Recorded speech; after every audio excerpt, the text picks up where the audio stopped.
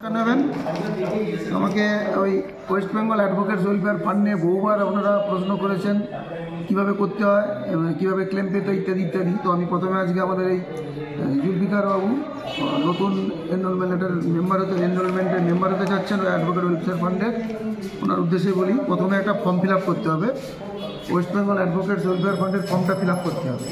ফর্মে কিছুই নেই, নাম ঠিকানা, কবে এনরোলমেন্ট ইত্যাদি ইত্যাদি আছে। এবং এই ফর্মের সেকেন্ড পৃষ্ঠায় দুজন সিনিয়র অ্যাডভোকেটকে দিয়ে উইটনেস করাতে হবে। আর একটা পেজ রয়েছে, যে পেজটা হচ্ছে নমিনেশন ফর্ম।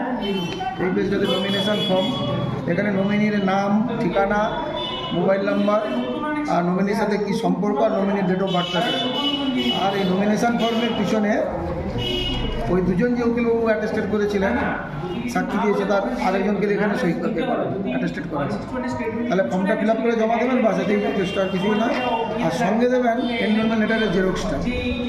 আর ফিজ যাদের 5 বছর পর্যন্ত প্র্যাকটিস তারা দেবে 100 টাকা, 5 বছর থেকে 15 বছর পর্যন্ত যাদের প্র্যাকটিস তারা দেবে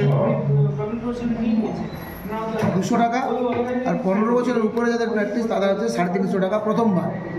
আর বাকি প্রতি বছর 5 বছর পর্যন্ত যাদের প্র্যাকটিস তারা দেবে 50 টাকা, 5 বছর থেকে 15 বছর পর্যন্ত যাদের প্র্যাকটিস তারা দেবেন 100 টাকা, 15 বছরের উপরে যারা তাদের ফিজ হচ্ছে 150 টাকা। এই ব্যাপার। যে কেউ বার কাউন্সিল অফ ওই অ্যাডভোকেট ওয়েলফেয়ার ফান্ডের মেম্বার হতে পারেন যারা প্র্যাকটিসে আছেন। তো চাকরি থেকে যারা এসে প্র্যাকটিস করছেন তারা কিন্তু অ্যাডভান্টেজটা পাবেন না, ঠিক আছে। এবার যারা সিনিয়র হয়ে গেছেন অনেক দিন অথচ করেননি, বা যাদের এই ডেট অফ এনরোলমেন্ট থেকে ডেট অফ বার্থের মধ্যে গ্যাপটা 40 বছরের বেশি আছে, তারা একটা নোটারি এফিডেভিট করে দেবেন অথচ প্র্যাকটিসে আছেন যে আমি প্র্যাকটিসে আছি, কোথাও চাকরি বাকরি করিনি এবং আমি provident fund, gratuity, pension, compensation ইত্যাদি কোনো থেকে পাইনি বলে একটা নোটারি এফিডেভিট লাগবে তাদের ক্ষেত্রে যাদের 40 বছরের গ্যাপটা থাকবে প্র্যাকটিস করার শুরুটা। নাহলে সবাই করতে পারবেন, কোনো প্রবলেম নেই। আর নতুন ছেলেমেয়েরা যারা আসবেন তাদের এআইবি পাসটা করতেই হবে। এআইবি পাসের পর এনরোলমেন্ট নেবেন। আর সিনিয়ররা যারা প্র্যাকটিস করছেন তারা যে কেউ যে কোনো সময় মেম্বার হতে পারেন।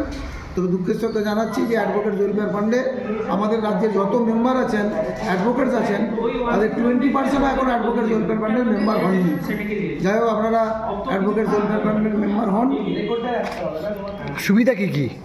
অ্যাডভোকেট ওয়েলফেয়ার মেম্বার সুবিধা হচ্ছে আপনার ক্ষোভ, এককালীন ক্ষোভ এখানে টাকা পাবেন। এই যে জমা দিচ্ছি 50 টাকা বা 100 টাকা বা আপনি 150 টাকা জমা দেবেন, বার কাউন্সিল ওখানে 2000 টাকা করে দেবে পার ইয়ার। তাহলে এই টাকাটা যত বছর জমা হবে ওই টাকা 1 কোটি ইন্টারেস্ট জমা হবে, প্লাস নর্মাল ডেথ হলে 1 লক্ষ টাকা থোক পাবেন, আর অ্যাক্সিডেন্টাল ডেথ হলে 1.5 লক্ষ টাকা। টোটাল অ্যাড করে একটা যখন ক্লেম হবে, ক্লেমে যেমন আমাদের এই একটা উকিল মারা গেছেন, এর ক্লেমটা কত কী হবে আমি পরে জানাবো। ক্লেমের জন্য ফর্ম রয়েছে, আপাতত কীভাবে করতে হবে বললাম, বুঝতে পারছেন।